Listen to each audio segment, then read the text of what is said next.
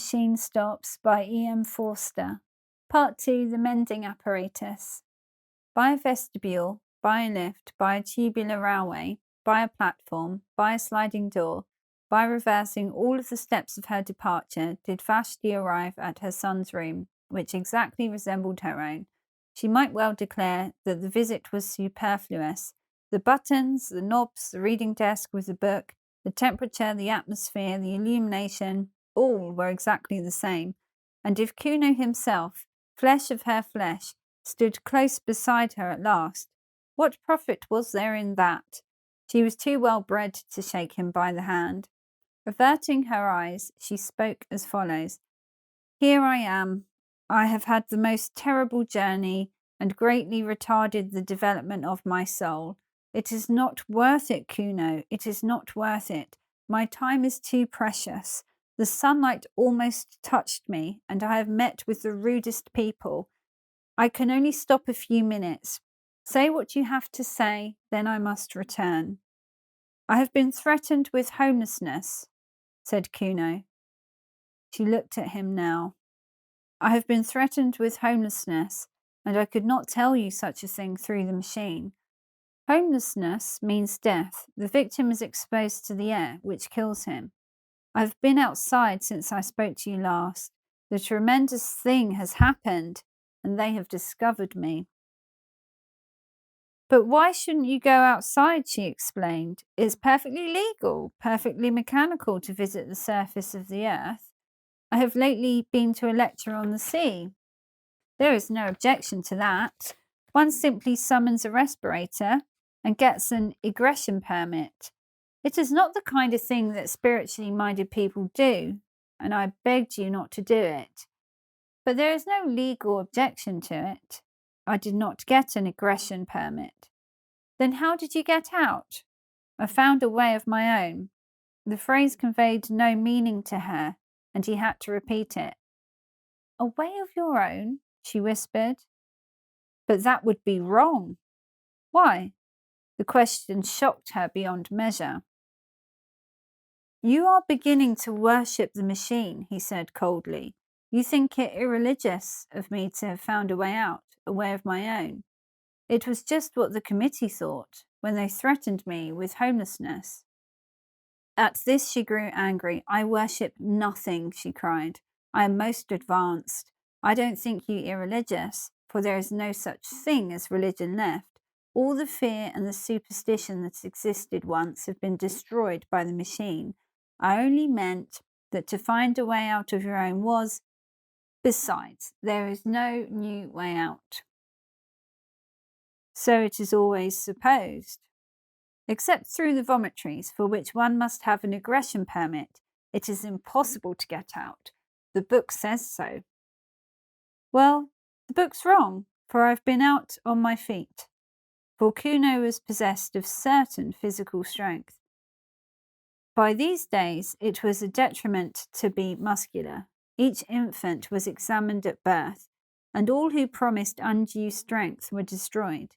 Humanitarians may protest, but it would have been no true kindness to let an athlete live. He would never have been happy in that state of life, which the machine had called him. He would have yearned for trees to climb, rivers to bathe in, meadows and hills against which he might measure his body. Man must be adapted to his surroundings, must he not? In the dawn of the world, our weakly must be exposed on Mount Taygetus. In its twilight, our strong will suffer euthanasia, that the machine may progress, that the machine may progress, that the machine may progress eternally. You know that we have lost a sense of space. You say space is annihilated, but we have annihilated not space, but the sense thereof. We have lost a part of ourselves. I determined to recover it, and I began by walking up and down the platform of the railway outside my room, up and down until I was tired, and so did recapture the meaning of near and far. Near is a place to which I can get quickly on my feet, not a place to which the train or airship will take me quickly. Far is a place to which I cannot get quickly on my feet. The vomitory is far. though I could be there in 38 seconds, summoning the train. Man is the measure. That was my first lesson. Man's feet are the measure for distance. His hands are the measure for ownership. His body is the measure for all that is lovable and desirable and strong. Then I went further. It was then that I called to you for the first time, and you would not come. This city, as you know, is built deep beneath the surface of the earth, with only the vomitories protruding. Having paced the platform outside my own room, I took the lift to the next platform and paced that also, and so with each in turn until I came to the topmost, above which begins the earth. All the platforms were exactly alike, and all that I gained by visiting them was to develop my own sense of space and my muscles. I think I should have been content with this. It is not a little thing. But as I walked and brooded, it occurred to me that our cities had been built in the days when men still breathed the outer air, and that there had been ventilation shafts for the workmen. I could think of nothing but these ventilation shafts. Had they been destroyed by all the food tubes, the medicine tubes and music tubes that the machine has evolved lately? Or did traces of them remain? One thing was certain. If I came upon them anywhere, it would be in the railway tunnels of that topmost story. Everywhere else, all space was accounted for. I'm telling my story quickly, but don't think that I was not a coward or that your answers never depressed me. It is not the proper thing. It is not mechanical. It is not decent to walk along a railway tunnel. I did not fear that I might tread upon a live rail and be killed. I feared something more intangible, doing what was not contemplated by the machine. Then I said to myself, man is the measure, and I went, and after many visits I found an opening. The tunnels, of course, were lighted. Everything is light, artificial light. Darkness is the exception. So when I saw a black gap in the tiles, I knew that it was an exception, and rejoiced. I put in my arm. I could put in no more at first, and waved it round and around in ecstasy. I loosened another tile, and put in my head, and shouted into the darkness, I am coming! I shall do it yet, and my voice reverberated down endless passages. I seemed to hear the spirits of those dead workmen who had returned each evening to the starlight and to their wives, and all the generations that had lived in the open air called back to me, You will do it yet. You are coming. He paused, and absurd as he was, his last words moved her, for Kuno had lately asked to be a father, and his request had been refused by the committee. He was not the type that the machine desired to hand on. Then a train passed. It brushed by me, and I thrust my head and arms into the hole. I had done enough for one day, so I crawled back to the platform, went down in the lift, and summoned my bed. Ah, what dreams! And again I called you, and again you refused.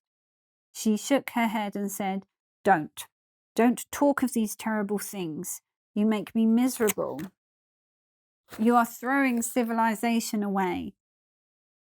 But I had got back the sense of space, and a man cannot rest then. I determined to get in the hole and climb the shaft, and so I exercised my arms. Day after day I went through ridiculous movements until my flesh ached, and I could hang by my hands and hold the pillow of my bed outstretched for many minutes. And then I summoned a respirator and started. It was easy at first. The mortar had somehow rotted, and I soon pushed some more tiles in and clambered after them into the darkness, and the spirits of the dead comforted me. I don't know what I mean by that. I just say what I felt. I felt for the first time that a protest had been lodged against corruption, and that even as the dead were comforting me, so I was comforting the unborn. I felt that humanity existed, and that it existed without clothes. How can I possibly explain this? It was naked. Humanity seemed naked, and all these tubes and buttons and machineries neither came into the world with us, nor will they follow us out, nor do they matter supremely while we are here. Had I been strong, I would have torn off every garment I had and gone out into the outer air unswaddled. But this is not for me, nor perhaps for my generation. I climbed with my respirator and my hygienic clothes and my dietetic tabloids. Better thus than not at all. There was a ladder made of some primeval metal. The light from the railway fell upon its lowest rungs, and I saw that it led straight upwards out of the rubble at the bottom of the shaft. Perhaps our ancestors ran up and down it dozens of times daily in their building. As I climbed, the rough sides cut through my gloves so that my hands bled. The light helped me a little, and then came darkness, and worse still, silence which pierced my ears like a sword. The machine hums. Did you know that? Its hum penetrates our blood and may even guide our thoughts. Who knows? I was getting beyond its power. Then I thought, this silence means that I am doing wrong, but I heard voices in the silence, and again they strengthened me. He laughed. I had need of them. The next moment I cracked my head against something. She sighed. I reached one of those pneumatic stoppers that defend us from the outer air. You may have noticed them from the airship, on the airship. Pitch dark, my feet on the rungs of an invisible ladder, my hands cut. I cannot explain how I lived through this part, but the voices still comforted me, and I felt for fastenings. The stopper, I suppose, was about 8 feet across. I passed my hand over it as far as I could reach. It was perfectly smooth. I felt it almost to the centre, not quite to the centre, for my arm was too short. Then the voice said, "Jump! It is worth it.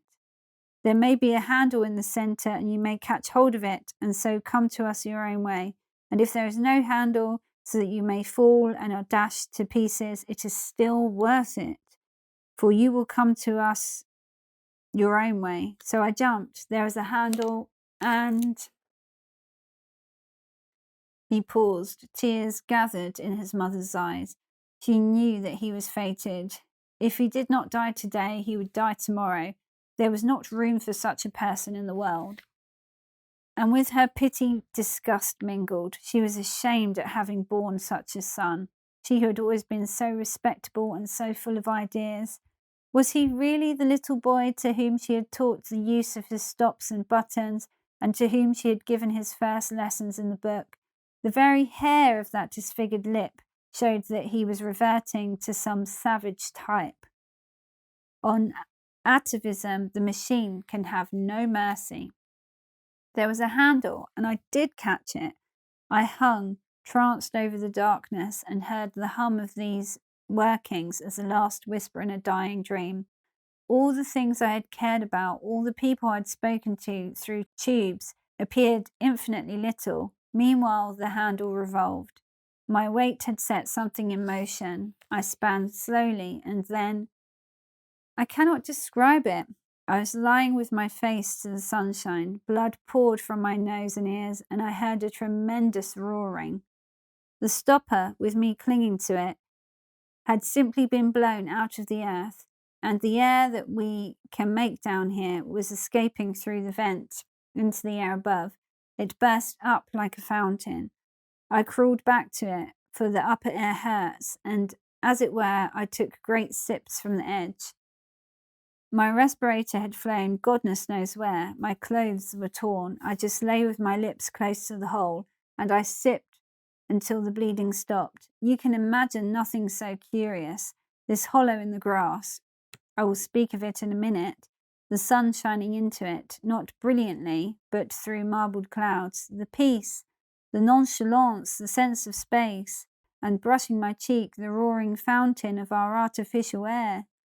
Soon I spied my respirator, bobbing up and down in the current high above my head, and higher still were many airships. But no one ever looks out of airships, and in any case they could not have picked me up. There I was, stranded. The sun shone a little way down the shaft and revealed the topmost rung of the ladder, but it was hopeless trying to reach it. I should either have been tossed up again by the escape, or have fallen in and died. I could only lie on the grass. sipping and from time to time glancing around me. I knew that I was in Wessex, for I had taken care to go to a lecture on the subject before starting. Wessex lies above the room in which we are talking now. It was once an important state. Its kings held all of the southern coast of the Androswald to Cornwall, while the Wansdyke protected them on the north, running over the high ground. The lecturer was only concerned about the rise of Wessex, so I do not know how long it remained an international power, nor would the knowledge have assisted me. To tell the truth, I could do nothing but laugh during this part. There was I, with a pneumatic stopper by my side and a respirator bobbing over my head, imprisoned, all three of us, in a grass-grown hollow that was edged with fern. Then he grew grave again. Lucky for me that it was a hollow, for the air began to fall back into it and to fill it up as water fills up a bowl. I could crawl about. Presently I stood. I breathed a mixture in which the air that hurts predominated whenever I tried to climb the sides. This was not so bad. I had lost my tabloids and remained ridiculously cheerful. And as for the machine, I forgot about it altogether. My one aim now was to get to the top, where the ferns were, to view whatever objects lay beyond. I rushed the slope. The new air was still too bitter for me, and I came rolling back after a momentary vision of something grey. The sun grew very feeble, and I remembered that he was in Scorpio. I had been to a lecture on that too. If the sun is in Scorpio and you are in Wessex, it means that you must be quick as you can, or it will get too dark. This is the first bit of useful information that I ever got from a lecture, and I expect it will be the last. It made me try frantically to breathe the new air, and to advance as far as I dared out of my pond. The hollow filled so slowly. At times I thought that the fountain played with less vigour. My respirator seemed to dance near the earth. The roar was decreasing. He broke off. I don't think this is interesting you. The rest will interest you even less. There are no ideas in it, and I wish that I had not troubled you to come. We are too different, mother. She told him to continue. It was evening before I climbed the bank. The sun had very nearly slipped out of the sky by this time, and I could not get a good view. You, who have just crossed the roof of the world, will not want to hear an account of the little hills that I saw, low, colourless hills. But to me, they were living, and the turf that covered them was a skin, under which their muscles rippled, and I felt that those hills had called with incalculable force to men in the past, and that men had loved them. Now they sleep, perhaps forever. They commune with humanity in dreams. Happy the man, happy the woman who wakes the hills of Wessex, for though they sleep, they will never die. His voice rose passionately. Cannot you see, cannot all you lecturers see, that it is we that are dying, that down here the only thing that really lives is the machine? We created the machine to do our will, but we cannot make it do our will now. It has robbed us of the sense of space and of the sense of touch. It has blurred every human relation and narrowed down love to a carnal act. It has paralyzed our bodies and our wills, and now it compels us to worship it. The machine develops, but not on our lines. The machine proceeds, but not to our goal. We only exist as the blood corpuscles that course through its arteries, and if it could work without us, it would let us die. Oh, I have no remedy, or at least only one, to tell men again and again that I have seen the hills of Wessex as Alfred saw them when he overthrew the Danes. So the sun set. I forgot to mention that a belt of mist lay between my hill and the other hills, and that it was the colour of a pearl. He broke off for the second time. Go on, said his mother wearily. He shook his head. Go on. Nothing you may say can distress me now. I am hardened. I had meant to tell you the rest, but I cannot. I know that I cannot. Goodbye. Vashti stood irresolute.